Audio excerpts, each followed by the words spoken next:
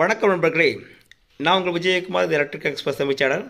இந்த பதிவில் நம்ம இந்த தவா எக்ஸ்வியரை இந்த மோடத்தோட லிங்க் பண்ணி ஆன்லைனில் எப்படி பார்க்குறது அப்படி தான் பார்க்க போகிறோம். நம்ம இதை நம்ம ஏற்கனவே நான் இதுக்குள்ளே வயர்லாம் கனெக்ட் பண்ணி வச்சுட்டானே.